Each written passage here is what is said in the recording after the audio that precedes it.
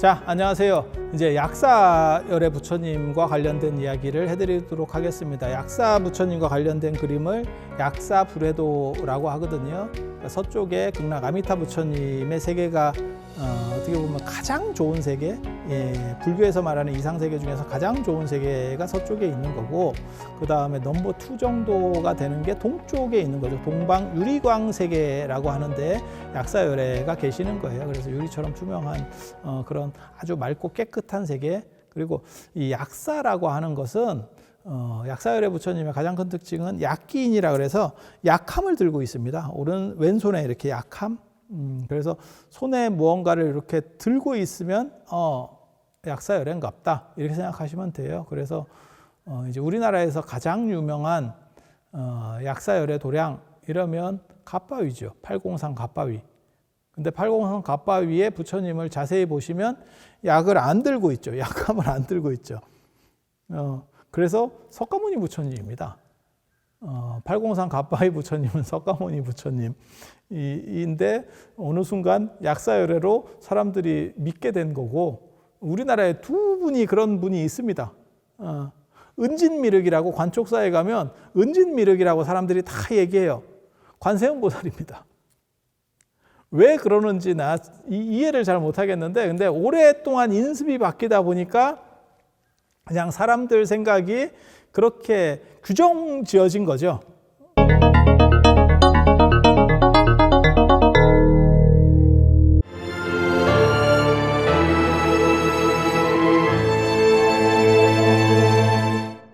마치 원효대사 해골물 이야기처럼 뒤바뀐 이야기지만, 원래는 무덤 이야기가 해골물로 뒤바뀌었지만 너무 오랫동안 내려오다 보니까 그냥 해골물이 돼서 요즘은 인터넷상에 그런 얘기들이 있잖아요.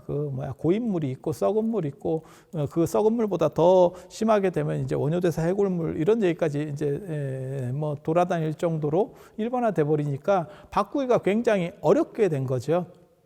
그래서 손에 약함이 있느냐를 중심으로 봐야 된다, 약사열애는. 그래서 그걸 약기인이라고 그러는데, 약그릇 수인, 약그릇을 들고 있는 수인. 그래서 제가 쉽게 설명할 때는 뭐라면, 왜 약사열애냐? 약을 사 이렇게 그냥 외우기 쉽게 그렇게 생각하시면 돼요. 그리고 약이라 이렇게 치료라고 관련된 단순히 질병의 치료인가라고 생각하실지 모르겠는데, 약사나 약왕도 있거든요.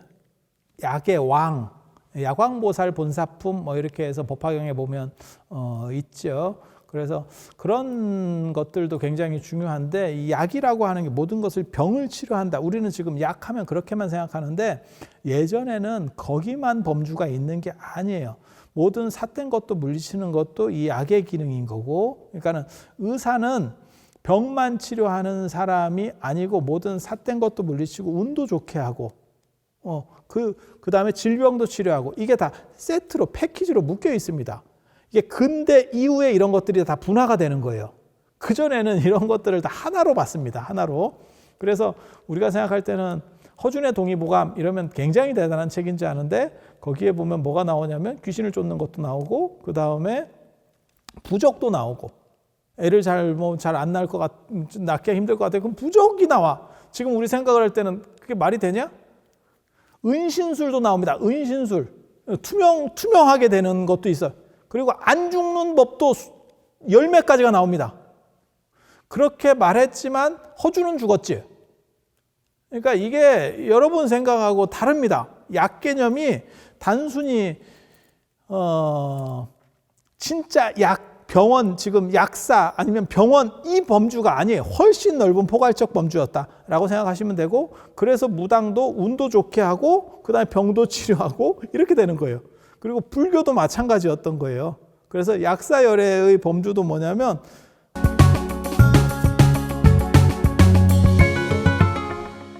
갑바위 약사열애 부처님이라고 해놓고 병을 치료하러 하는 게 아니고 수능 시험을 잘 보게 해달라고 하잖아. 그러니까 그런 식의 지금까지도 그런 흐름들이 남아 있다라고 보시면 돼요. 그리고 귀신의 문제하고 삿된 것도 한꺼번이라고, 그게 같은 거라고 봤어요, 예전에는.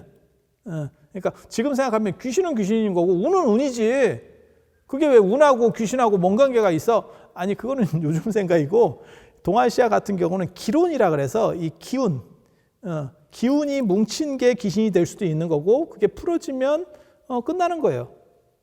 그래서 운이 좋은 거, 나쁜 거, 그 다음에 귀신, 이것도 다 같은 선상에서 봅니다. 그래서 이런 것들을 다 아우르는 게 약사열애라더라. 아미타의 극락 관련돼서 삼부경이 있거든요. 그게 무량수경, 관무량수경, 그 다음에 아미타경. 이렇게 이게 삼부경이라고 하는 게 많아요. 종류가 많습니다. 미륵삼부경 이렇게 해서 상생경, 하생경, 그다음 미륵성불경 뭐 이렇게 놓는 경우도 있고 호국삼부경도 있고 뭐 이렇게 3이라는 숫자에 맞춰서 그런 삼부경들을 많이 하는데 약사 삼부경도 당연히 있습니다. 그래서 달마급다가 번역한 약사열의 본원경, 그다음에 현장스님이 번역한 약사유리광열의 본원공덕경, 남해기기 내법전을 쓴 의정스님이 번역한 약사열의 칠불공덕경, 이 세 가지를 합쳐서 약사 삼부경이라고 합니다. 그게 이제 기본 도상의 배경이 되는 거고, 법화경 안에는 야광보살이 있고, 그 다음에 동쪽에는 약사열애가 있고, 그러니까 질병 문제, 그 다음에 운의 문제 이런 거를 해소하는 것과 관련해서 이런 흐름들이 전통적으로 있었구나 라는 걸 알 수 있고, 그것을 이 사바세계 안에서 어떻게 해결하려고 하면 야광보살이구나. 그 다음에 다른 세계의 그런 것들을 다 해소해 주는 아주 대단한 분이 계셔. 마치 극락세계의 아미타불처럼. 그러면 약사열애가 된다. 그리고 약사열애는 동쪽, 여러분이 보시는 쪽에서는 이 동쪽, 그 다음에 아미타 부처님은 서쪽, 서방이잖아요. 동방 약사열애, 서방 아미타. 그러면 중앙에 사바세계. 이렇게 되면 나중에 삼존불이 되는 거예요. 방위적으로 얘기하면 삼계불이 됩니다. 그거는 이제 나중에 설명을 드릴 거고, 약사열애 불의 좌우 보처는 일광보살, 월광보살입니다. 그러니까는 태양과 달. 태양과 달. 그래서 이마 위에 이렇게 보면 달에는 옥토끼, 특별하지 않으면 토끼가 있고, 그 다음에 태양은 약간 빨갛게 그리거든요. 달은 하얗게 그리고 태양은 빨갛게 그려요. 색으로 넣을 때는, 색을 쓸 때는. 그래서 태양 안에는 까마귀, 금빛 까마귀, 그거를 이제 금오라고 하는 분도 있는데 그건 잘못된 거고요. 원래는 준호입니다. 준호. 그 다음에 달 안에는, 흰색의 달 안에는 이제 옥토끼가 있는 거고, 그래서 옥토가 있는 거고, 이렇게 보시면 되겠습니다.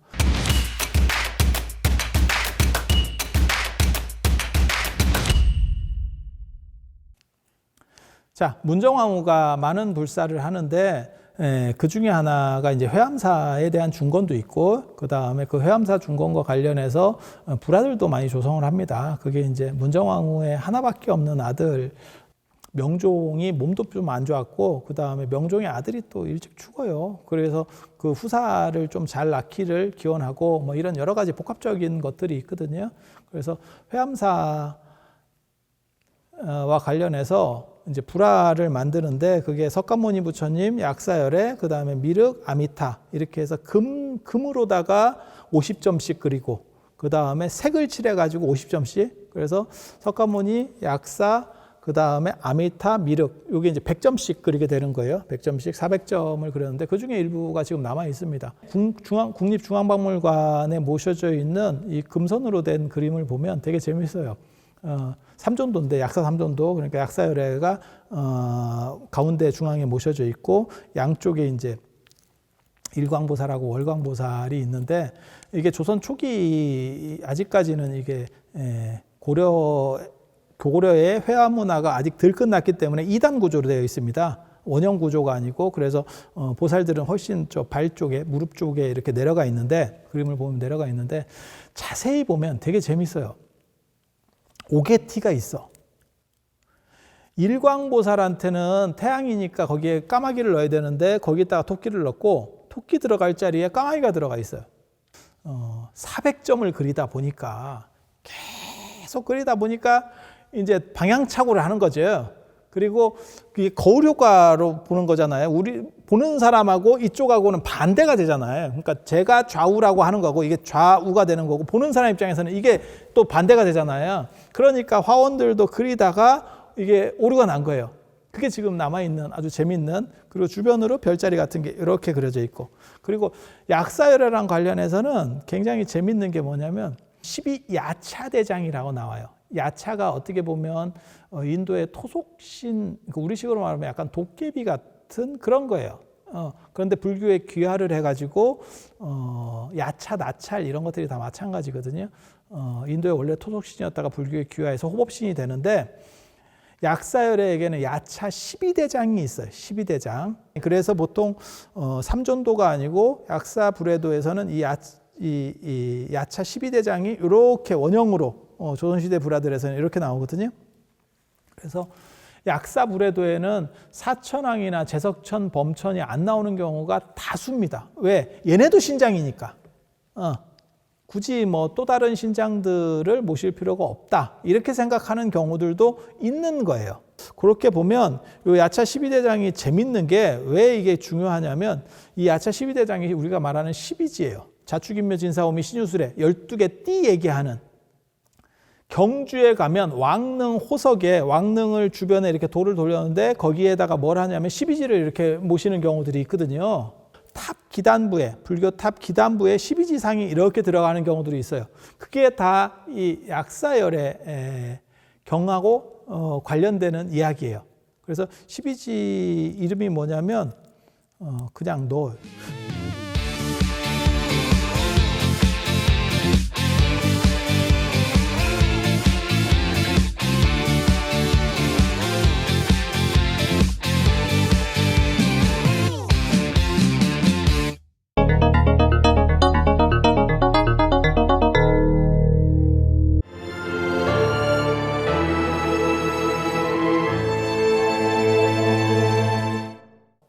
그리고 여기 지물들도 다 있어요. 각각 들고 있는 것도 이제 뭐 검을 들고 있는 경우도 있고, 화살을 들고 있는 경우도 있고, 보주를 들고 있는 경우도 있고, 범날을 들고 있는 경우도 있고, 그리고 이 12지의 띠도 우리가 알고 있는 것처럼 자축인묘 진사오미 신유술회랑은 여기서는 좀 달라요.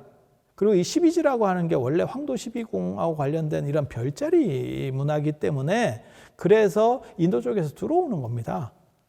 중국의 12지랑 관련해서는 두 가지 설이 있어요. 은나라 때 12지가 있었다라고 하는 설이 있고, 아주 고대 상고시대 때 얘기해요. 주나라 이전에. 공자가 주나라 춘추시대 때 사람이니까, 주나라 말 동주시대 때 사람이니까 그보다 앞에 있었다라고 하는 썰이 하나 있고, 근데 그때는 유목문화, 동아시아도 유목문화가 강력했기 때문에 유목문화는 다 별을 봅니다. 그러니까 별 숭배가 나오면 그건 유목문화라고 보시면 돼요. 그리고 서구 쪽 같은 경우는 다 아시겠지만 아라비아 반도라든지 그러니까 중동이라든지 페르시아라든지, 안 그러면 유럽도 상당 부분 유목문화거든요. 그러다 보니까 걔네가 별점을 보잖아요. 별점을. 그리고 그게 12개죠. 그래서 12지라고 하는 개념들이 전 세계적으로 다 어느 정도는 존재하죠. 동남아시아에도 12지가 있으니까. 동물들이 약간씩은 다를 수 있는데 다 존재해요. 그래서 황도 12궁하고 관련되는 게 이 12지라더라 라는 정도를 이해하시면 되고, 불교 타고 다시 들어옵니다. 뭐 은나라 때 있었는지 없었는지 잘 모르겠고, 그거는 뭐 자료가 제대로 된 자료가 아니라서 카드라 정도 수준이니까.